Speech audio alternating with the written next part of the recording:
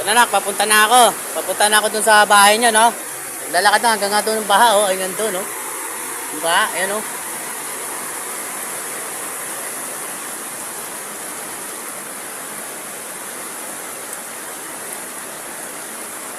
Papunta na ako dito sa bahay niyo. Titignan ko kung ano.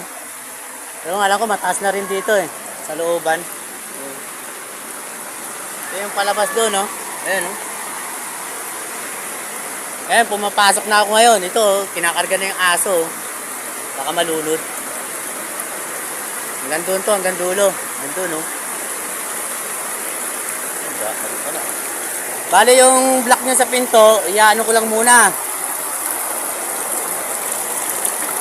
Kasi binaba talaga dito, matagal na, binaba dito.